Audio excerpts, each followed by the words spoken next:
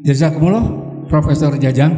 Sebagai informasi bahwa selama ini, sekarang ini sudah diterjemahkan dalam 78 bahasa di seluruh dunia, Pak. Itu bahasa utama ya.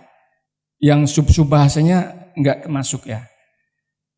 Contoh, nah ini bahasa Inggris, bahasa Turki begitu ya, di dalam folder ini, bahasa Tamil, bahasa Bulgaria, ini sebagian ada dipamerkan di sana. Oke. Ini sebagai salah contoh aja. Jadi 78 dari 100 bahasa. Jadi kita tidak akan pernah berhenti, Pak.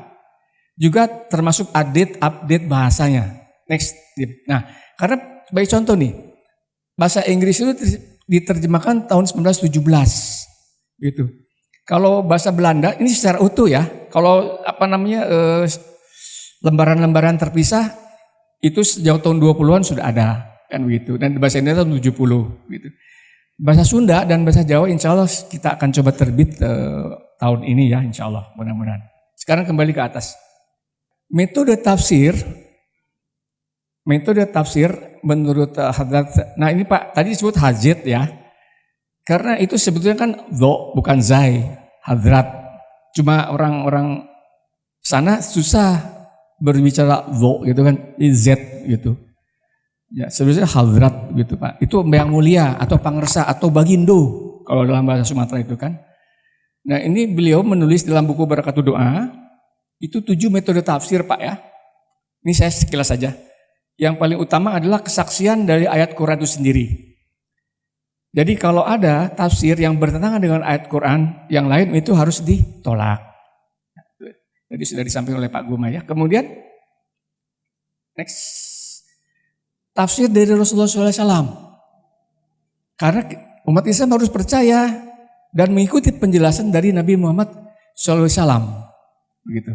Kalau di Quran sudah didukung, tafsir Rasulullah SAW juga ada dalam hadis tentunya.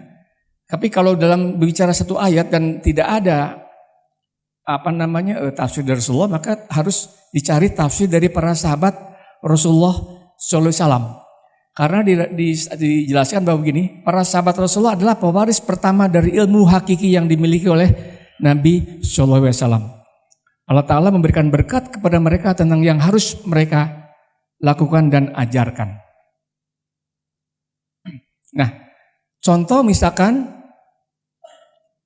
ada dari kitab Guduru Mansur ya, itu Bapak Siti Aisyah radhiyallahu anha mengatakan bahwa katakanlah kata Nabi, tapi jangan kamu katakan tidak ada Nabi sesudahnya. Begitu. Tadi Pak Jajang menyebut nih Mbak di harus menyebut pada Siti Aisyah. Kemudian merenungkan ayat suci dan merenungkan ayat Al-Quran dan melakukan pensucian diri. Karena pensucian diri ini akan menjadi magnet untuk memperoleh pengertian makna Al-Quran. Seperti firman Allah Ta'ala, la yamasyuku ilal mutakharun. Nah, diterjemahkan secara sederhana, oh kita harus mensucikan diri. Kalau baca Quran tuh wudu heula. Padahal tidak semata-mata itu. Pensucian diri itu lebih penting untuk perenungan. Next. Kemudian penguasaan kota bahasa Arab. Ini pastilah dipahami ahli filolog bahasa Arab kan paham juga mengenai akar kata itu. Kemudian memahami tata kehidupan rohani juga harus memahami pola kehidupan jasmani. Ini yang disampaikan oleh Nabi Muhammad alaihissalam. Jadi tadabbur alam lah gitu Pak. Bagaimana itu juga pengaruh dengan sistem kerohanian kita. Terakhir, wahyu atau kasyaf dari Allah Ta'ala kepada orang suci atau para wali. Tadi Pak Gumai menyebut tentang penciptaan 100.000 Adam. Tadi saya nggak singgung ya. Jadi ada konsep Nabi Adam alaihissalam yang beristrikan Siti Hawa. Juga ada konsep Adam, yaitu siklus peradaban manusia dalam siklus 7.000 tahun. Ini penjelasan jauh lagi nih Pak ya. Nah, seperti itu. Jadi 100.000 itu yang dijelaskan oleh Khalifah kedua itu, inilah yang dimaksud dengan penciptaan Khalifah. Oke. Nah sekarang 6 karakteristik Ahmadiyah. Tafsir Ahmadiyah menurut Hazrat bisa bersiri Mahfud Tapat ini yang Quran ini Pak ya. Ini barangkali perlu difahami juga. Pertama, memperhatikan bahasa Arab dari segi bagai bahasa dengan pola filsafat. Jadi tidak bisa hanya takwid aja Pak. Nanti akan mentok, nggak akan ada lagi perkembangan. begitu-begitu aja. Padahal zaman udah berubah.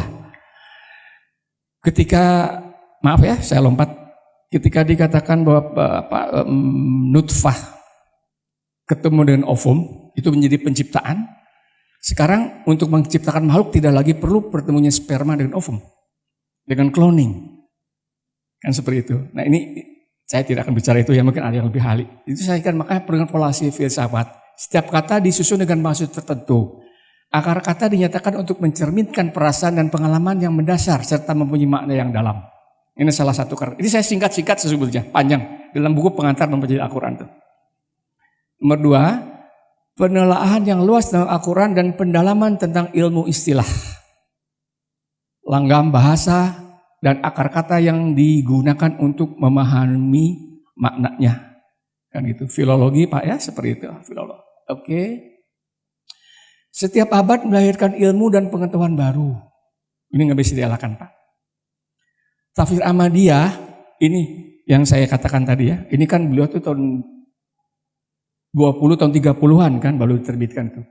Tafsir Ahmadiyah juga membuat ilmu dan pengetahuan baru untuk mengukur seberapa jauh Al-Quran masih bisa berguna sebagai ajaran.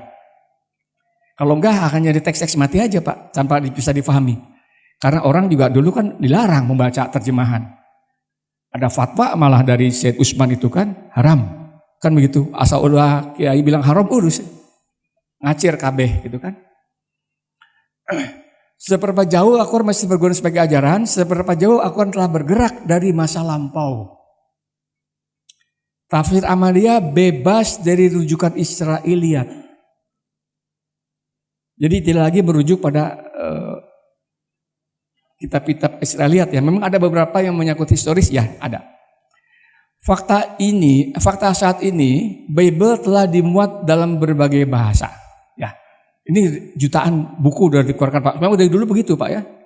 Nah, tafsir Ahmadiyah mampu menafsirkan dengan cara baru.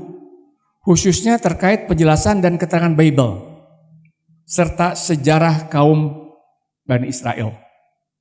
Ini beliau nyatakan demikian dengan lugas Pak. Nomor 4, tafsir Ahmadiyah membahas perselisihan antara satu agama dengan agama lain.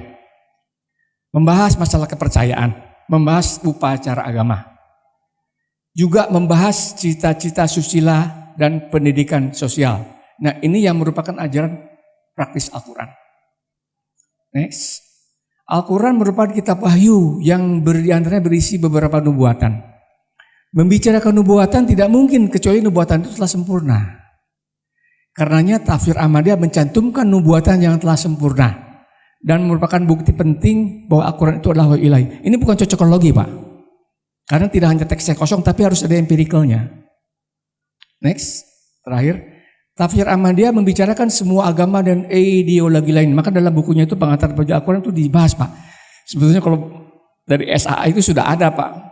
Kenapa perlunya Al-Quran itu diturunkan menurut perjanjian lama, perjanjian baru, Weda sebagian Pak ya. Bisa pelajari, tetapi tidak untuk menyerang akidah yang berbeda. Ya kan Pak. Membicarakan semua agama dan ideologi, di dalamnya tercakup bagian yang paling baik pada ajaran semua dan ideologi. Serta menunjukkan kelemahan dan mengisi kekurangannya. Ini yang dinyatakan oleh Hadrat Mirza Basiruddin Mahmud Ahmad.